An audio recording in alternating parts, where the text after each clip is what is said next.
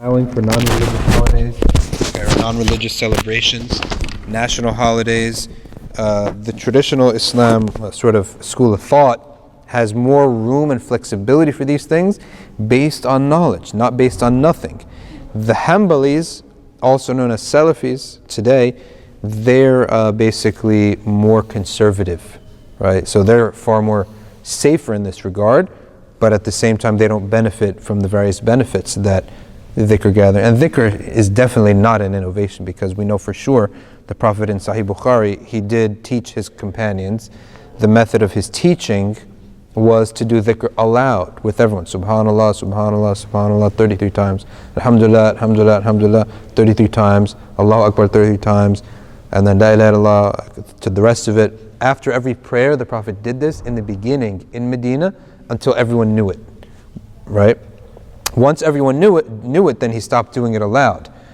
But the point is that if he did it once, that means it's permissible, right? And he used it for a function, to get the people to do it, right? And therefore, if he did it once, and it's known, anytime the Prophet did something once, okay, it becomes valid to do it at any time. And therefore, who should come and then say it's invalid to do this? All right, it's an innovation to do this when the Prophet himself used this as a teaching tool. Okay, so this is one of the proofs for that, but that's a whole other subject. If you don't mind, I guess have a thought that a lot of Hanbalis in their objections, like they think like, okay, after someone passes away, it's not appropriate to, read Quran for them or something. And so like, I mean, it's not just that. I mean, they have, I guess, other things that they object to or that they don't do, and they, I guess, limit themselves in, the different types of, ibadat they can do, and it just, seems. Do you have something specific, like a specific example? Well, no, I mean, just that if they limit, I mean, if they, okay, dhikr, and then,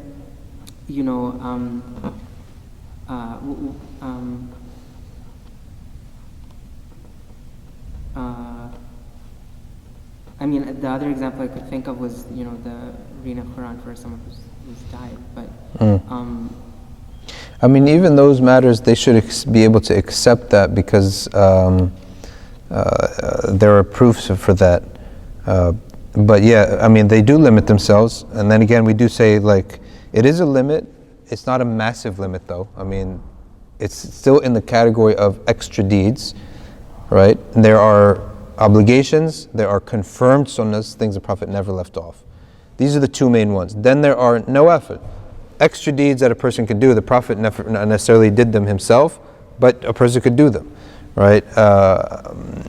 So these are the types of things that if they limit this third category, well, it's not totally too much, because they do have the main things, right? And there are pretty much agreement on 75% of the matters with Hanbalis. Unfortunately, in modern times, there's a little more distance between traditionalists and Hanbalis now, Salafis, but that's unfortunate. But I think somebody becomes responsible for innovation once he or she incites others. That's correct, yeah. So there's a lot of things that you can do on your own or in your privacy of your home. Yeah. But once you start saying that this is how it's supposed to be done. Yeah, when you enforce it on people, yeah. I mean, we're not allowed to enforce. You're not allowed to enforce matters that are obligatory. You can't force someone to do something obligatory, let alone forcing them to do something that's not, right? And then it's the responsibility of a scholar to clarify positions. This is very important too, to clarify. This is an opinion, and this is an opinion, right? And therefore people should feel that they have knowledge of both paths, and they're free to choose which path they take. Yeah. I find a lot of scholars don't do that. They just present one side, and then like people like me find out another side later. Yeah, I know. That's sort of unfortunate that it's actually one of the proofs that someone is actually on at a sign of what we call the people of Sunnah and Jama'ah is to cite all of the opinions out there, right? And you say, well, this is what I believe is more correct, but at the same time, it's very important to to establish, just put out what's out there, and let the people choose. No one's forcing. Okay, the adversaries. You want to read? The adversaries and the restoration of wrongs. You have come to know the fearsome and perilous nature of the scales, and of how eyes will be turned upwards to their tongue. Then, as for him whose scales are heavy, he will live a pleasant life. But as for him whose scales are light, his mother is the abyss. And what will convey to you what she is?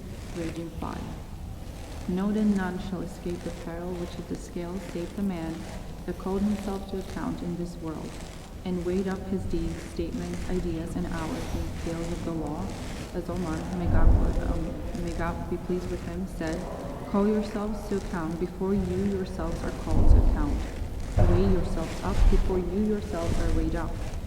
A man's weighing of himself can only consist in his sincerely repenting of every sin before he dies, and in remedying his inadequacy, in discharging his obligations towards God, and in righting the wrongs that he has committed grain by grain, and in reconciling himself with all those who were injured by his tongue, his hands, and the bad opinions which he harbored within his breast.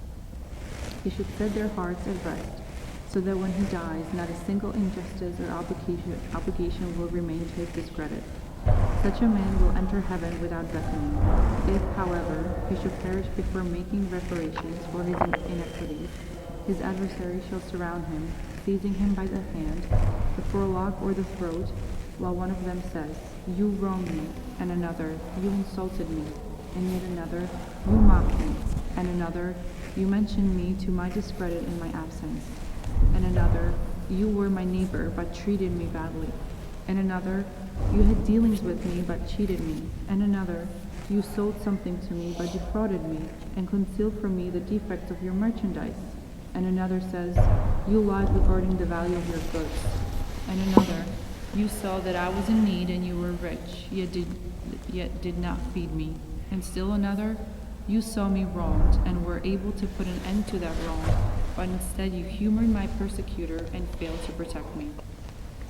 While you are in this state, and while your adversaries cling to you with their claws and hold on to you by the scruff of your neck, while you are dumbfounded and bewildered by their multitude, for there shall be no one with whom you had a dirham's worth of dealings during your lifetime, or with whom you said but once, against whom you did not commit some injury, whether by backbiting or treachery, or a contemptuous glance, while they were too weak to oppose you. At this time you strain your head upwards towards your Lord and Master, that perhaps he may deliver you from their hands.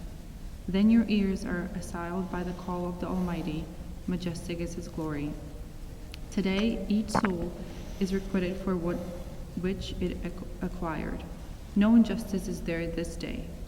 Then your heart is divested of all dignity, as you tell yourself that your doom is inevitable, and recall that of which God, exalted is he, warned you on the tongue of his emissary, when he said, Consider not that God is heedless of that which he wrongdoers commit. He only gives them respite until a day on which I shall stare as they come hurrying on in fear, their heads upraised, their gaze returning not to them, and their hearts as air.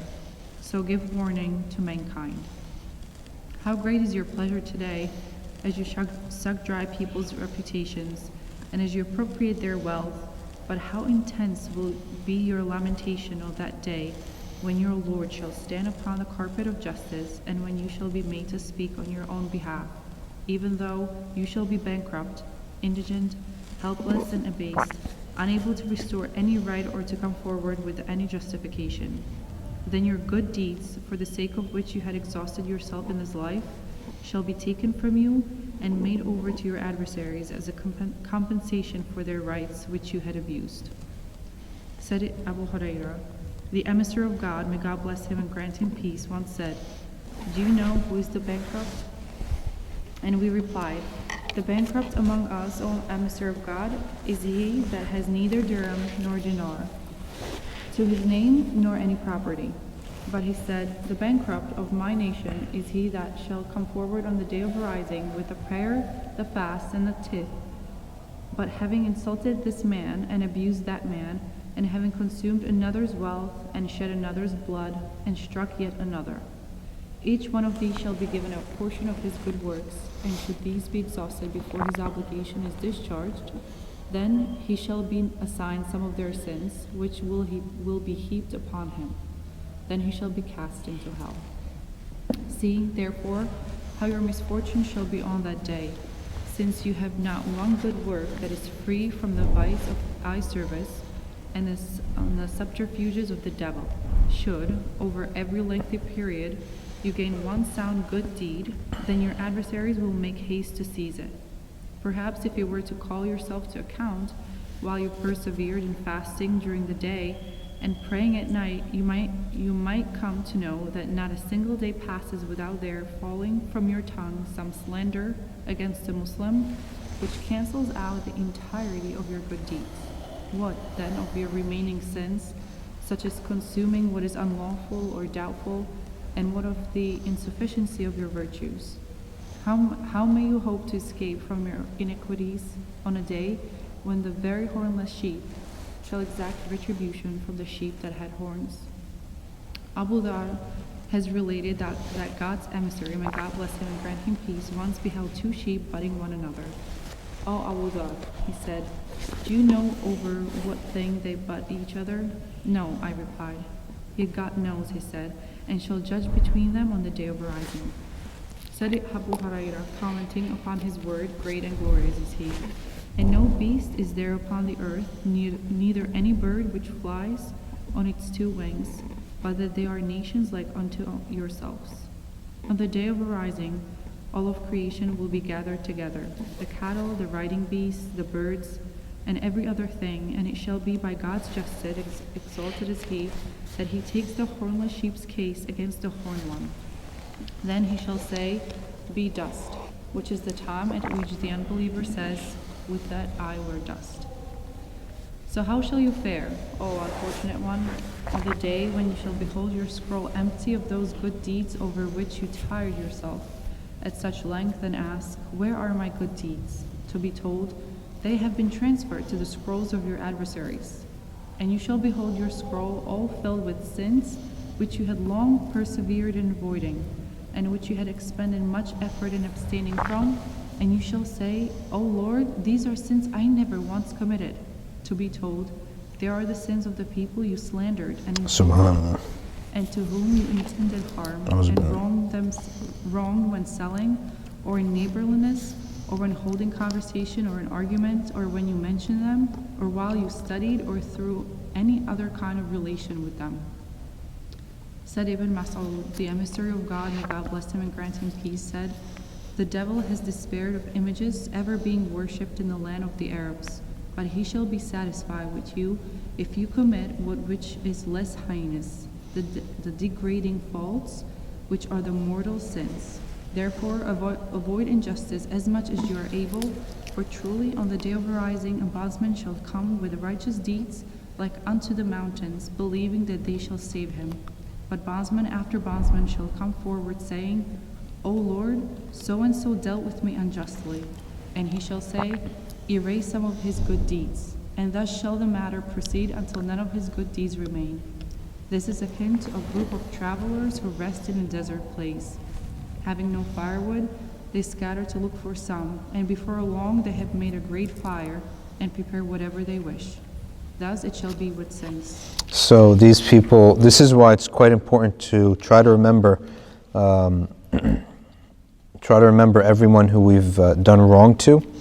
And you can even make a dua which says, Allah, all those whom I have wronged unknowingly, knowingly or unknowingly, forgive their sins, increase their rizq, have mercy upon them, forgive me for what I've done wrong to them, increase them in this life, increase their rizq, make their lives easier, alleviate their pain.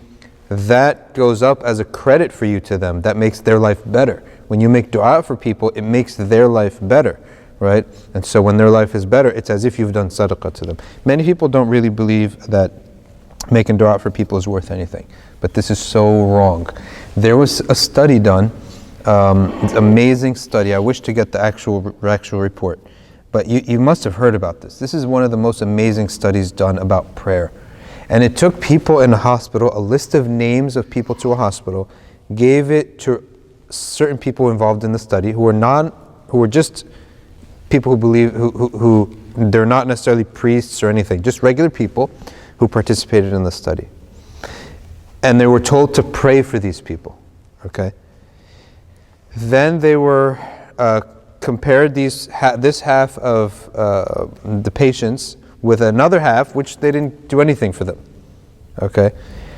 And they overwhelmingly, those people who were prayed for by regular people, not priests or people who are excelled in prayer like they're the Dalai Lama or something, they have magnetism, none of that. Regular people, okay, who were prayed for, advanced by the testimony of the nurses faster than normal, okay, because those people were told, do a lot of prayer for these people as part of their experiment. You're paid for it. Basically sit in a room and pray for the people on this list for 2 hours, take $30 and leave, right?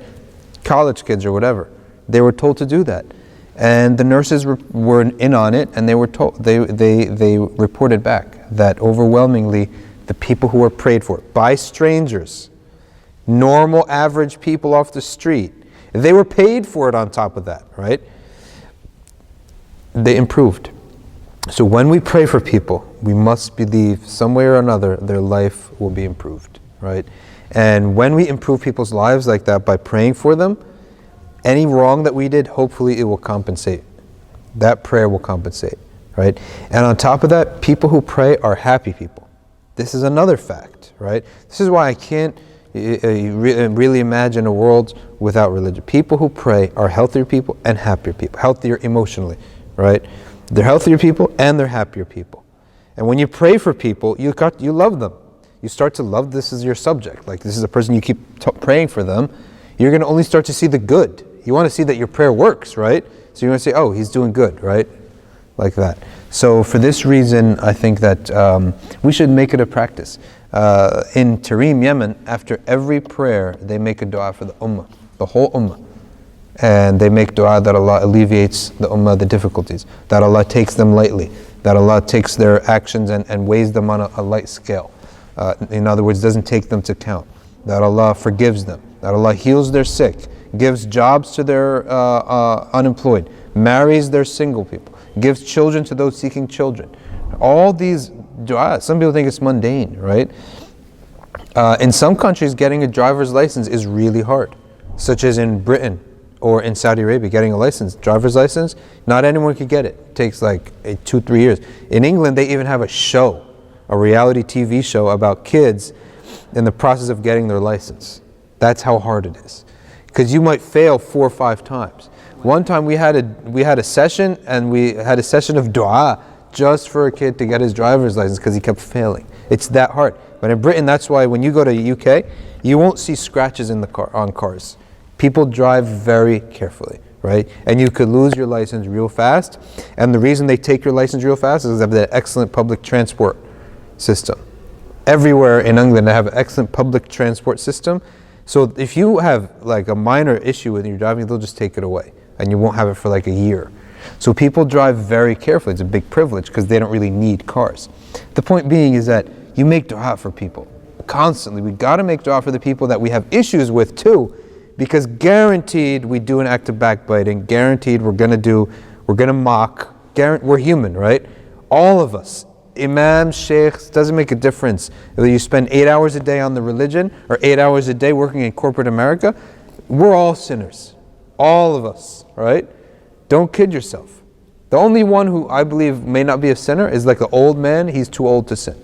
Or an old woman who's just so old, she can't even move. But if you're alive, in this world that we live in, you're exposed to so much, you're going to do wrong. So we're people of tawbah. We're not a movement of righteous, pious people, right? If that's the case, then I'm not going to make it in that movement. We're a movement of people of tawbah. And the best of tawbah is making dua for people. Because the worst of sins is the sins against other people. from my understanding, this makes sense. That we, in one sense, should be more careful when dealing with like a cashier or whoever, someone, or like a cab driver who That you're never going to see again. You're never going to see again, because you're never going to get that opportunity to be like, oh, can you, please forgive me for, what I said or what I did. Like, I mean, you might not even realize it till later that you were rude or something, right? And then, I guess. That's true. You never see them again. But you also can still make dua for that person with their description. Oh Allah, you know who the cab driver is, or who this person was that I will never see again. You know them. I ask you to shower abundant blessings upon them today. Make their day happy today. Make their kids blessed. Right? Give them good health. Give them good grades. Give them good, wholesome food and rizq. And you can make those du'as. One final question. It does mention that we should, it mentions those we injured by his tongue, his hands, and the bad opinion. Yeah. So the bad opinions which we harbor, I always thought what we think about is not judged. I always thought that, rather. Well, you're correct about that. I think probably what is meant here is the bad opinions that you actually acted on or advised, for example. And that's not even a sin too, but it's not really a sin. For example, if I have a bad opinion about a person and I tell people, don't marry your daughters to that person, right? I know that he has very bad habits and he's abusive, for example. So he actually got harmed by that. So even though I was mistaken, I might owe him some compensation, right? Even though I might not get a sin from Allah, because I thought I was doing good, right? But I owe him compensation. And where's that kind of compensation going to come from? From my good deeds. Just like in this, in Sharia, if you hit someone by accident, there's no sin from Allah. But Sharia says you owe him compensation, right? We owe them compensation. So that what might be, what he's talking about. All right, let's continue reading. When his word, truly you will die, and they will die, then on the day of rising before your Lord shall you dispute, was revealed, Al-Zubair asked, O emissary of God, shall the worst sins which pass between us in the world return to us? Yes, he replied, they shall certainly return to you until you return to everyone who has a right that which he deserves. And Al-Zubair said, by God, the matter is hard. This is why in the past many people used to live alone. And if you ever watch movies of the past, it's like, ever seen like Lord of the Rings, how they used to live, and you see like to get from one town to another was like a massive field and mountains and caves that belonged to no one. And in the past, you could live there, no one could stop you. Now, it seems like we're trapped. Like every part of the world is part of a nation, right? Is part of a nation. Whereas in the past, you could have a couple sheep and go live in a cave and come down to the grass in the day, go back up in the cave, make a little hut for yourself. And that's how a lot of people used to live. The great Abu Madian was in northwest Andalusia, the furthest part of the Muslim Ummah. He was an orphan, his mom died. Then he had a dad and two brothers, and then him. The dad died. So his older brother was in charge and was very abusive on him. So he ran away. And on his running away, it's farmland. So there's massive tracts of land that no one owns. So he was there and found a hut. And in this hut was a worshiper that he owned a couple animals, ate from their milk, ate from that basically. And he lived with him for about 2 years until he learned some Quran and some Islam. And then that sheikh told him, move on, go to Morocco, Fez, Morocco. So he went down there. But that's how people used to live, and that was the safe way. The Prophet even talked about when people used to live many centuries, that there was a worshiper who lived for 700 years in a cave, never interacting with anyone, just worshiping Allah subhanahu wa ta'ala. It's probably obviously not the way we live, but we understand now how they can live like that. Okay, keep going. Therefore be in awe of the violence of a day on which not one footstep will be ignored, nor yet a single blow or word disregarded, in order that the victims of injustice might wreak vengeance upon those that did them wrong. Said Anas, I once heard God's emissary, may God bless him and grant him peace, say, God shall gather together his bondsmen, who shall be naked, dusty, and Boom. Without physical defect, it says.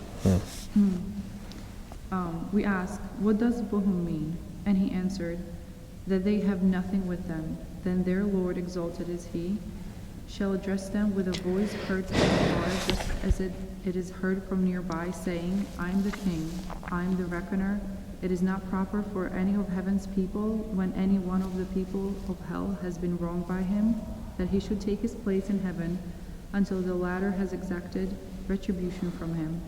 Neither is it right that any of hell's people should enter hell when he has a grievance against any of heaven's people until he has exacted retribution from him, even for no more than a sloth. And we said, how shall that be, when we have come to God, great and glorious is he, naked, dusty, and Bohum? And he replied, with good and evil works. Thus fear God, O bondsmen of God, and beware of committing any injustices against his bondsmen by seizing their property, impugning their reputations, injuring their feelings, or dealing with them in an ill-mannered fashion. Forgiveness is most swiftly granted through that which is purely between a bondsman and his Lord. As for the man who has accumulated many wrongs, but then turns from them in repentance, and for whom it would be difficult to make amends to all those he had wronged, let him store up an abundance of good works for the day of retaliation, and let him, with perfect sincerity, keep certain of his good works a secret between him and God, so that none shall come to know of them but him. It may be that this will bring him closer to God, exalted is he, so that he thereby wins that grace which he has stored up for his loved ones, who are the believers, that the wrongs which his bondsmen have incurred might thereby be turned aside. It is as related of God's emissary, may God bless him and grant him peace. While the emissary of God, may God bless him and grant him peace, was seated once, we saw him laugh so heartily that his eye teeth were visible. What has made you laugh, O emissary of God? Asked Omar. May my father and my mother be your ransom? And he replied, I laugh because of the two men from my nation, who shall kneel in the presence of the Lord of power.